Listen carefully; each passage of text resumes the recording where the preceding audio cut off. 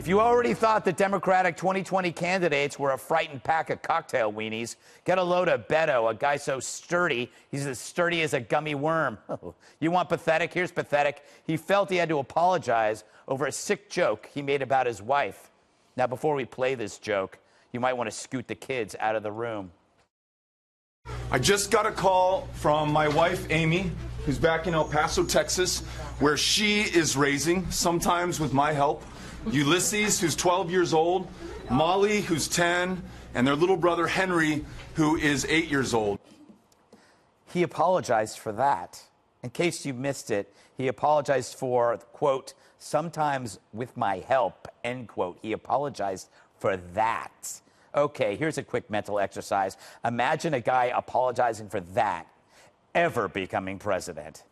Now, he felt he had to apologize because, quote, people were outraged, meaning 3 cranks on Twitter. But in the era of scalp first, think later, humor's the first to go. One CNN.com article claims many female Democratic operatives were activists were triggered. For once, media, can we get a head count on many? Seriously, what kind of person gets offended over that? Wouldn't the right response be, look, it's a joke. If you can't take a joke, we're going to have a real problem when I become president.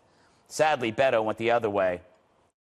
Not only will I not say that again, but I'll be much more thoughtful going forward in the way that I talk about our marriage and also the way in which I acknowledge the truth of the criticism that I have enjoyed white privilege. Welcome to the modern liberal man, a Snuggie full of guilt and fear. Notice how he threw in that white privilege just in case. The virtue signaler now brands our economy racist.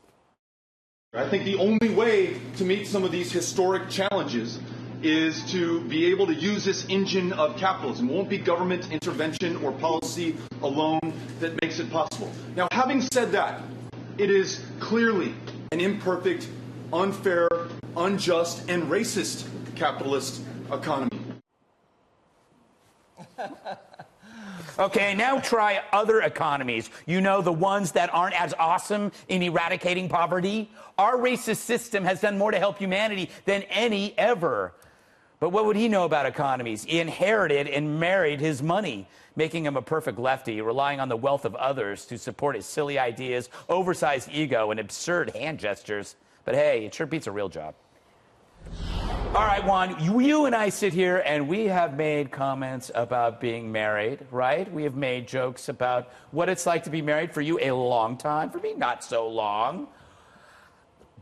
He apologized for that. Yeah, I thought it was weak, unnecessary. But I'm a big booster of fathers, and so I do think if the idea is that you got to be involved, you can't just be on the road and say I'm making money, I'm bringing in the bread, so baby, you take care of the kids. I think that's out of line.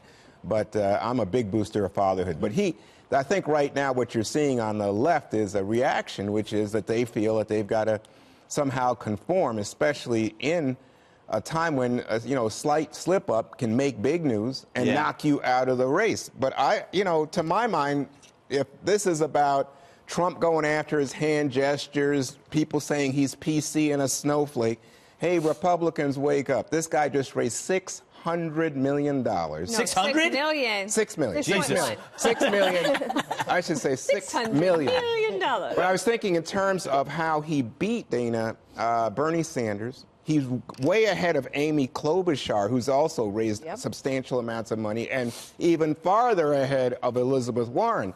So to me, raising this money was a surprise, Greg, because I didn't know that I knew he had raised $80 million in the Texas race against Cruz, and I think you wrote that off to Cruz being a less than great candidate. Yes. But this now is against fellow Democrats, and people say, we don't know him, we don't know his positions. Guess what? Democrats like this guy. He has real energy, and you're seeing some of the Obama people now flock to his campaign. I don't know, Dana. You know, the women were upset because They couldn't make that joke.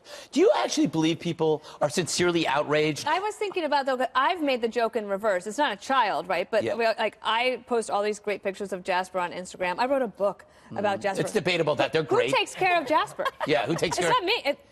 Peter is taking care of Jasper all the time, and I will not apologize. He's a stay-at-home dog owner. I will not apologize for that. He does work. You're the Yoko. You're the Yoko. He's the John. Exactly. He works from home. Yes. The thing about the other part of this is that there was a lot of people saying, oh, he had such a bad rollout because Beto had to apologize and things. Well, one, there's the money. But also, arguably, Kirsten Gillibrand had a much worse rollout. Right. She officially announced this weekend with the video, and literally no one's talking about it. So I think that his rollout is better because here we are. We're leading our show with it. Jesse, you know what? I think he's stealing your I am Waters, this is my world thing. I know, except he's doing it in every scene. As a guy that likes hand gestures, I have to marvel at some of these. Here's a new one that I didn't know existed. This is, okay? And then there's the other one where he's talking about his wife, Amy. He goes, Amy, I'm not sure what that represents. But I also don't understand why he apologized. He was actually praising Amy. Yes. And what is he supposed to do? He's running for president. He needs to get outside of his house to run for president. Is he going to take the kids out of El Paso and put them in school in Iowa so he can co-parent in Iowa? I don't understand. He's like Gumby. That's how soft this guy is. I don't also like the white privilege comment. I, as a white man, understand I probably have privileges that I don't even realize I have. But to say that race is determinative of success, I think is unfair to all the other things like grit, determination, good looks, things like that. And to point and look at a successful white person and say, hey, he got that because he's white, discounts all the hard work that got there. He has a different kind of privilege. He has rich parents and rich wife privilege, which is pretty good privilege. Emily, what do you make of this? Yeah, I agree with you that I think, beware if he actually assumes that office for someone who can apologize and bend with a wind like that for something so little. I think that the media, though, is covering for him. He's running on charisma and personal narrative. I see none of it. You think he did work before? I think it's ridiculous. And I think, the whole, sitting on the story for 2 years or whatever, that group that he was a part of, that was a precursor to Anonymous. And he said, oh, I was really just on the margins. And his quote was like, I wanted to be the cool kid. I wanted to be as smart as them and whatever. And that's what I see that he's doing here. There's no substance, but for some reason, it's really spitballing and it's snowballing. And yet, Bernie Sanders just raised just a little bit behind him. So I don't think we should count him out on the left. And also, he shattered records with the Senate race, too. Like you said, the fundraising, and he still didn't win. There are two things. One, apparently there was a reporter that hid an article about Beto O'Rourke until after the Senate race, and the excuse was he was writing a book. Which is kind of interesting. And then we have Joe Biden accidentally announcing he's running for president, only accidentally. I'm told I get criticized by the new left. I have the most progressive record of anybody running for the if anybody who would run.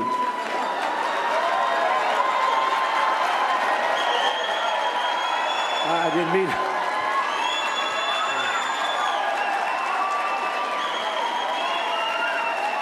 With anybody who would run. Why is he waiting? Soft launch. It's pretty soft. I have to defend Joe. I think what he was saying is the United States Senate. Because he's been running for the Senate for, 3 decades? That's what it was. Look, he's running. It's a foregone conclusion. I think he has the luxury of taking his time.